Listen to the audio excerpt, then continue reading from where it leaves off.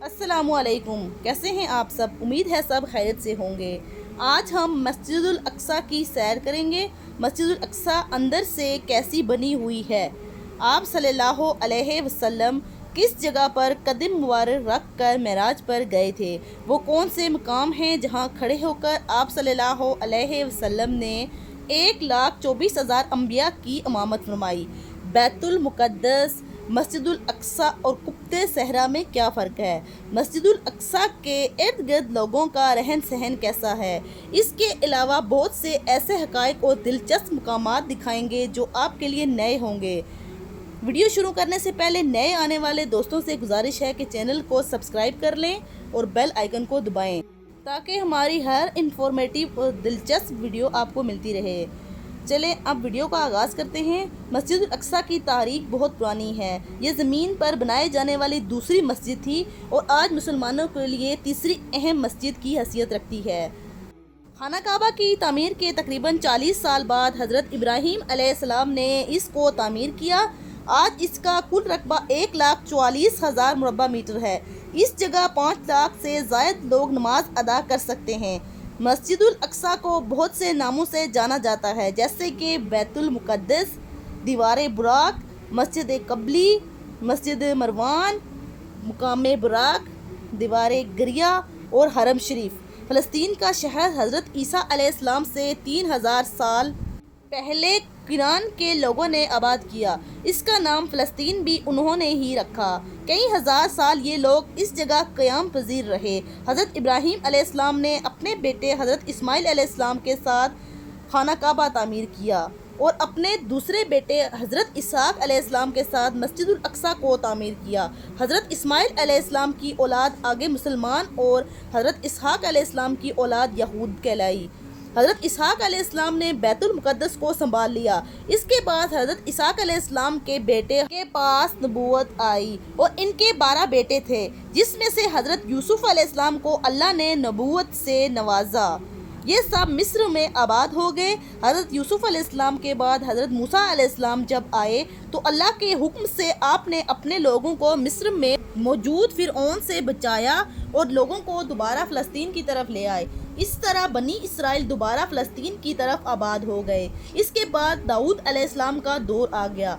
उन्होंने दोबारा मस्जिदुल अक्सा की तामीर का काम शुरू किया, क्योंकि मस्जिदुल अक्सा खंडर में तब्दील हो चुकी थी, जबकि हज़रत दाऊद अलैहिस्सलाम इस काम को अपनी ज़िंदगी में मुकम्मल ना कर सके।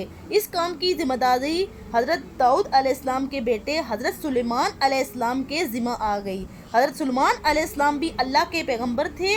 आपने मज़ीद मस्जिदुल अक्सा की तामीर को मुकम्मल किया। इराक़ के बादशाह ने 587 BC में बैतुल मुक़द्दस पर हमला किया और चंद दीवारों के अलावा सब तबाह कर दिया।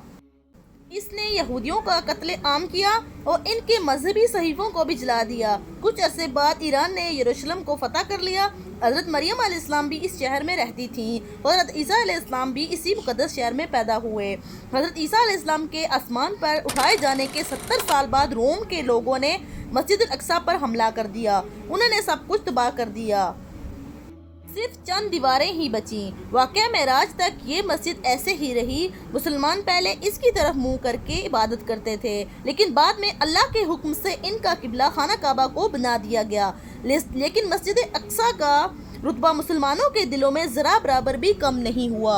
आप सल्लल्लाहु अलैहि वसल्लम की वफ़ात के 6 साल बाद मुसलमानों ने हज़रत उमर रज़ी अल्लाह ताला अन्हो की क़यादत में मस्जिदुल अक्सा को फ़तह कर लिया।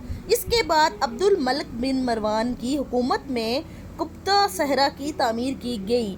1090 में सलेबियों ने इस पर दोबारा कब्जा कर लिया और मुसलमानों की खून की नहरें बहा दी। जब नूरुद्दीन जंगी का दौर आया, बैतुल मुक़द्दस को ईसाइयों से हासिल करने के लिए मुहिम शुरू कर दी गई, जिसकी तकमील सलाहुद्दीन अय्यूबी ने की और सलाहुद्दीन अय्यूबी ने बैतुल मुक़द्दस को फतह कर लिया। 1918 तक बैतुल मुक़द्दस मुकम्मल तौर पर मुसलमानों के पास रहा और 1918 के बाद बरतानिया ने इसे दोबारा अपने कब्ज़े में ले लिया। बरतानिया के कब्ज़े की देर थी कि यहूदी यहाँ तेज़ी से आना शुरू हो गए اور 1928 میں یہودیوں نے زبردستی اپنے الگ ملک اسرائیل کا اعلان کر دیا اور فلسطین کے مسلمانوں پر ظلم کا آغاز ہو گیا۔ یہ بات جان لیں کہ تین چیزیں الگ الگ ہیں، قبضہ صحرا، مسجد الاقصی اور بیت المقدس۔ جو آپ کو ویڈیو میں نظر آ رہا ہے گولڈن گنبد، جہاں سے آپ صلی اللہ علیہ وسلم نے معراج کا سفر شروع کیا تھا، اسے قبضہ صحرا کہتے ہیں۔ اور اس پورے علاقے کو، جس کے ارد گرد چار دیواری بھی ہوئی ہے، جس میں مسجد الاقصی بھی شامل ہے، اسے بیت المقدس کہتے ہیں۔ اور یہ ہے مسجد الاقصی جو قبضہ صحرا کے بالکل سامنے موجود ہے۔ اس مسجد میں عورتوں کے لیے الگ سیکشن بنایا گیا ہے، جہاں عورتیں الگ سے نماز پڑھ سکتی ہیں۔ مسجد الاقصی کی زیارت کیوں کرنی چاہیے؟ اس کے بارے میں حدیث میں آیا کہ آپ صلی اللہ علیہ وسلم نے 3 مسجدوں کے لیے سفر کیا، پہلی مسجد النبی، دوسری مسجد الحرام اور تیسری مسجد الاقصی۔ آپ صلی اللہ علیہ وسلم کے دور میں مسلمان 16 سے 17 مہینے تک اس کی طرف منہ کر کے نماز پڑھتے رہے۔ مسجد الاقصی میں بھی نماز پڑھنے کا ثواب ہزاروں نمازوں کے برابر ہے۔ مسجد الاقصی کا دوسرا نام قبلی یا قبلی مسجد ہے۔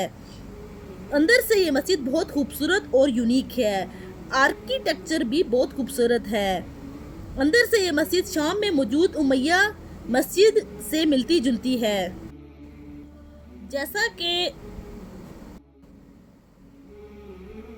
اور یہ گولڈن گنبد جو آپ دیکھ رہے ہیں، یہ عبد الملک بن مروان نے بنوایا تھا۔ اس کے ساتھ جو چھوٹے سائز میں آپ دیکھ رہے ہیں، یہ ماڈل بنایا گیا تھا، جس کو آپ گولڈن گنبد دیکھ رہے ہیں، یہ عبد الملک بن مروان نے بنوایا تھا۔ اس کے ساتھ جو چھوٹے سائز میں گنبد نظر آ رہے ہیں، یہ پہلے ماڈل بنایا گیا تھا۔ اس کو ایسے تیار کیا جائے گا۔ اس وقت یہ گنبد گرے رنگ کے تھے۔ اردن کے بادشاہ شاہ حسین نے 1993 میں 200 کلو سونا گنبد پر چڑھا دیا۔ کے اندر وہ مبارک پتھر یا چٹان موجود ہے، جس سے آپ صلی اللہ علیہ وسلم نے مبارک سفر شروع کیا تھا۔ اور اس کے باہر ایک جگہ موجود ہے، جس جگہ پر آپ صلی اللہ علیہ وسلم نے 1,24,000 کی امامت فرمائی۔ یہاں پر امامت فرمانے کے بعد آپ صلی اللہ علیہ وسلم اندر قبطہ صحرا کی چٹان پر تشریف لے گئے۔ قبطہ صحرا کے اندر 3 مسلح ہیں، ایک مسلح حضرت ابراہیم علیہ السلام، ایک حضرت محمد صلی اللہ علیہ وسلم کا اور تیسرا حضرت داؤد علیہ السلام کا ہے۔ یہ وہی جگہ ہے جہاں آپ صلی اللہ علیہ وسلم نے آسمانوں کا سفر شروع کیا۔ چٹان کے نیچے بھی جگہ موجود ہے جہاں لوگ 2 رکعت نماز پڑھتے ہیں۔ ایک زمانے میں اس چٹان پر قربانی کی جاتی تھی اور اس کے نیچے والے حصے میں اس کا خون آ جاتا تھا۔ اس جگہ میں سوراخ بھی موجود ہے جس میں اون کو جمع کیا جاتا تھا اور بعد میں اس کو باری قدروں میں بیچ دیا جاتا تھا۔ اس لیے ایک وقت میں یہ قربان گاہ بھی تھی۔ ایک بات جان لیں کہ جب آپ صلی اللہ علیہ وسلم معراج پر تشریف لے کر گئے تھے، اس وقت یہ بلڈنگ موجود نہیں تھی، صرف چٹان موجود تھی اور نہ ہی یہ جگہ مسلمانوں کے پاس تھی۔ یہ تمام علاقہ رومنز کے قبضے میں تھا۔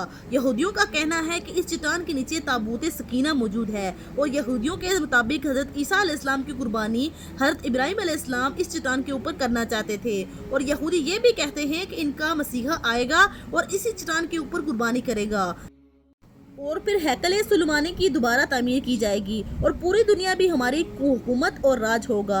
اسی وجہ سے یہودیوں کے لیے قبضہ صحرا کی بہت اہمیت ہے۔ مسلمانوں کے نزدیک اسی جگہ کی اہمیت آپ صلی اللہ علیہ وسلم کے معراج پر جانے کی وجہ سے ہے۔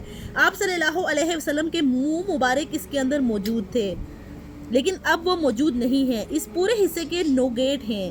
اس میں سب سے خوبصورت گیٹ دمشق گیٹ ہے۔ اس کے چاروں اطراف میں دیواریں موجود ہیں۔ اس کو اولڈ سٹی بھی کہا جاتا ہے، جہاں بہت سی چھوٹی چھوٹی دکانیں اور بازار موجود ہیں۔ یہ جگہ مسلم کوارٹرز کا بازار ہے، جہاں اکثر لوگوں کا رش رہتا ہے۔ ارد گرد کی بلڈنگ بھی بہت پرانی اور خستہ حال ہے۔ کپڑے، جائے نماز اور دوسری چیزیں یہاں لوگ بیچتے ہیں۔ وزٹر ان بازاروں میں بہت زیادہ آتے ہیں۔ عربی میں اسے سوق کہتے ہیں۔ اسرائیلیوں نے مکمل طور پر کیمروں سے یہاں پر کنٹرول کیا ہوا ہے۔ اس کے اندر سے ہی راستہ آرمینین کوارٹر کی طرف جاتا ہے، جہاں ان کے چرچ بنے ہوئے ہیں۔ بازار سے ہوتے ہوئے لائن گیٹ سے مسجد الاقصی کے کمپاؤنڈ میں داخل ہوتے ہوئے بازار کی طرف نکلیں گے تو سب سے پہلی نظر قبطہ صحرا پر پڑے گی۔ قبطہ کا مطلب گولڈ ہے۔ کیونکہ اس پر سونا لگا ہوا ہے۔ یہودی اس جگہ کو ٹیمپل ماؤنٹ کہتے ہیں کیونکہ یہ وہ جگہ ہے جہاں یہودیوں کا پہلا اور دوسرا ٹیمپل موجود ہے۔ پہلا ٹیمپل حضرت سلمان علیہ السلام نے بنایا، جبکہ دوسرا ہیرود جو اسرائیل کا کنگڈم کے کنگ تھے انہوں نے بنایا تھا، جس کو رومنز نے گرا دیا تھا۔ اس کمپاؤنڈ کے ویسٹ سائڈ پر ایک دیوار موجود ہے جسے ویسٹرن وال کہتے ہیں، جس دیوار کے ساتھ یہودی کھڑے ہو کر عبادت کرتے ہیں۔ اللہ تعالیٰ فلسطین میں موجود مسلمانوں کی مدد فرمائے، ہم سب کو مسجد الاقصیٰ کی زیارت نصیب فرمائے۔ یہ تھے چند ایک مناظر جو چند سال پہلے تھے۔ آج کل فلسطین اور مسجد الاقصیٰ کے حالات سے سب واقف ہیں۔ سب سے التماس ہے کہ فلسطینیوں کے لیے اور مسجد الاقصیٰ کی تعمیر کے لیے دعا کریں کہ اللہ تعالیٰ فلسطینیوں کی غائبانہ مدد فرمائے۔ آمین۔